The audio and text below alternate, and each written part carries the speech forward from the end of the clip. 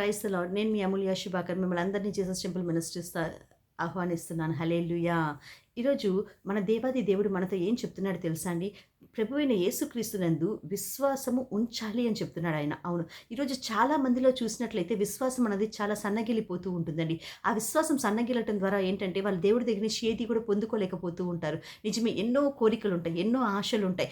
ఎలాగెలాగో దేవుడి దగ్గర మనం సేవ చేయాలా, దేవుడి దగ్గర నుంచి పొందుకోవాలా, దేవుడితో పాటు నడవాలా, దేవుడితో పాటు మనము ఐక్యం అవ్వాలా అనే ఆశలు ఎన్నో ఉంటాయి. కానీ అవన్నీ కూడా నిరాశగా మిగిలిపోతూ ఉంటుంది. అవును, ఎందుకోసము అలాగవుతుంది అని మనం చూసినట్లయితే అక్కడ మనకి విశ్వాసం అనేది సన్నగిల్లటం ద్వారానే. అవును, ఆ విశ్వాసం సన్నగిల్లటం ద్వారా ఏంటంటే దేవుడి దగ్గర నుంచి మనం పొందుకోలేకపోతూ ఉంటాం.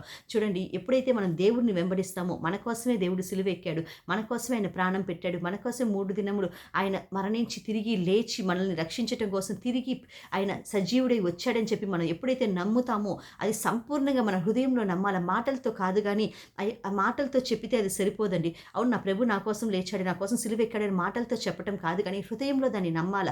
ఆ హృదయంలో సంపూర్ణంగా దాన్ని మనం అంగీకరించినప్పుడు మాత్రమే దేవుడి యొక్క కార్యాన్ని మనం చూడగలుగుతాం. అవును, ఆయన యోహాను సువార్తలో మనం చూసినట్లయితే అక్కడ ఏమని రాయబడుతుంది? ఎవరైతే దేవుడిని నమ్ముతారో వాళ్ళందరూ కూడా దేవుడి యొక్క కార్యాన్ని చూస్తారని చెప్తారు ఆయన.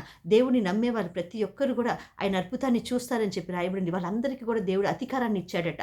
ఆయన బిడ్డలుగా జీవించటానికి, ఆయన యొక్క బిడ్డలుగా ఆయన మనం ఉండటానికి ఆయన అధికారాన్ని ఇచ్చానని చెప్పి అక్కడ స్పష్టంగా రాయబడి ఉందండి. అవును, ఈరోజు మన జీవితంలో మనకి ఏదైనా తక్కువై ఉందా, మన జీవితంలో ఏదైనా కొదవై ఉన్నామా, మన జీవితంలో ఏదైనా మనం పొందుకోవాలని ఆశపడుతున్నామా, దేవుడు ఒకటే చెప్తున్నాడు, నువ్వు నా దగ్గరికి రా, నా యందు విశ్వాసం ఉంచు, ఖచ్చితంగా నేను నిన్ను ఆశీర్వదిస్తానన్నాడు. చూడండి, 12వ అధ్యాయం 1వ యోహాను 1వ అధ్యాయము 12వ వచనంలో ఏమని రాయబడి ఉందంటే, తన్ను ఎందరు అంగీకరించరో వారందరికీ, అనగా తన నామమునందు విశ్వాసం ఉంచు వారికి దేవుని పిల్లలగుటకు ఆయన అధికారం అనుగ్రహించునని చెప్పి రాయబడింది. హల్లెలూయా! అవునండి, మనం దేవుని అంగీకరించితే ఖచ్చితంగా మనం ఆయన పిల్లలగుటకట మనకి ఆయన అధికారం ఇచ్చాడట. అవును, ఆ అధికారాన్ని మనకి ఎవరిచ్చారు? మనుషులు ఇచ్చారా? లేకపోతే ఇంకెవరన్నా ఇచ్చారా? లేదండి, దేవాది దేవుడే మనకి ఆయన రక్తం ద్వారా, ఆయన మాంసం ద్వారా, ఆ సిలువ త్యాగం ద్వారా మనకు అనుగ్రహించాడు. మనం ఆ అధికారాన్ని మనము ఉపయోగించుకోవాలా. అవును, ఈరోజు నీకు సమస్యల్లో ఉన్నావా, నువ్వు కష్టంలో ఉన్నావా, బాధల్లో ఉన్నావా, అయ్యో నేను కష్టంలో ఉన్నా, నేను బాధల్లో ఉన్నా, నేను వేదనలో ఉన్నా, నువ్వు భయపడాల్సిన అవసరం లేదు. ఆయన ఇచ్చిన అధికారాన్ని నువ్వు ఉపయోగించుకో దేవుని బిడ్డ. ఈరోజు ఆ అధికారం నేను ఉపయోగించుకున్నప్పుడు దేవుడు ఖచ్చితంగా నీ పట్ల ఆయన కార్యాన్ని చేసే దేవుడై ఉన్నాడు. నీ పట్ల ఆయన నమ్మకాన్ని చూపిస్తాడు. ఆయన నువ్వు నమ్ము, నువ్వు ఆయన పట్ల నమ్మకంగా ఉండు. ఆయన నీ యందు ఆయన నమ్మకస్తుడిని నీకు కూడా చూపిస్తాడు ఆయన. అవును, ఈరోజు దేవుడు యందు నువ్వు విశ్వసించినట్లయితే ప్రతి కార్యాన్ని కూడా నువ్వు పొందుకుంటావు. అవును, ఆ విశ్వాసమే మనం పెట్టే నమ్మకం. అక్కడ ఏదంటే మనం పెట్టే ఏదంటే ఆ వెలని మనం చెల్లించినప్పుడు చాలటండి.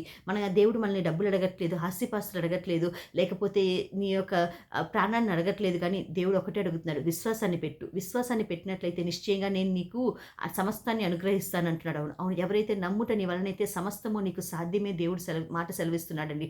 అవును, ఈరోజు మనం నమ్మాల. అబ్రహం ఆదికాండంలో మనం చూసినట్లయితే 22వ అధ్యాయంలో మనం చూడొచ్చు. అక్కడ అబ్రహాంని తన కుమారుని బలిగా ఇవ్వమని దేవుడు అడుగుతాడు. ఇస్సాకును బలిగా ఇవ్వమని అడిగినప్పుడు అబ్రహాం యొక్క హృదయం అంతా ఎంతో బాధ, ఎంతో వేదన ఉంటుంది. ఆ ప్రయాణం అంతా కూడా చూసినట్లయితే, కానీ అక్కడ ఎక్కడైనా సరే మనం అందరం కూడా ఆయన హృదయంలో ఎంతో బాధ, వేదన అవన్నీ మనం చూడొచ్చు.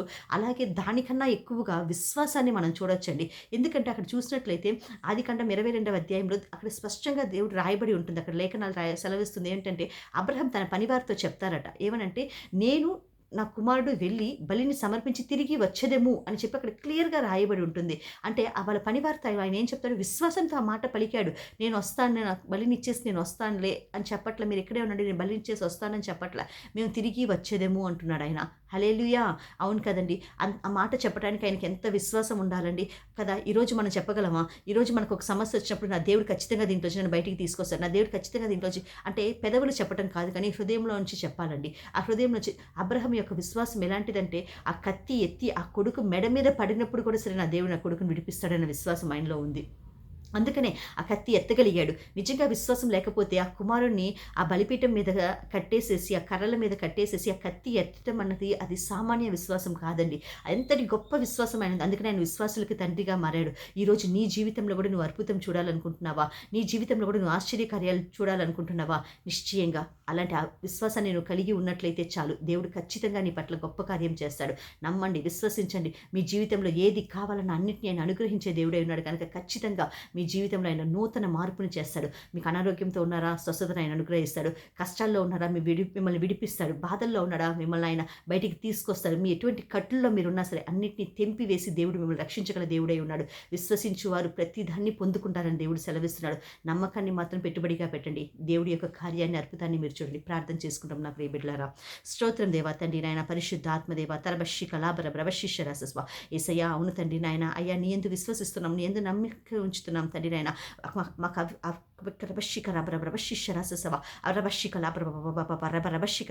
అవిశ్వాసం రాకుండా మాకు సహాయం చేయండి తండ్రి నాయన. అయ్యా గొప్ప కార్యం చేయండి తండ్రి. మీ కృపలో మీ దయలో వర్ధిల్ల చేయమని, అయ్యా అబ్రహాంకి ఇచ్చినట్టు విశ్వాసాన్ని మాకు అనుగ్రహించమని, నీ కృపలో మమ్మల్ని భద్రపరిచి తండ్రి నాయన మా ప్రతి అవసరతని తీర్చమని యేసుక్రీస్తు నామములో అడిగి ప్రార్థిస్తున్నాం తండ్రి. నిశ్చయంగా మీరు మాకు అనుగ్రహించారని నమ్ముచున్నాం తండ్రి. ఆమేన్.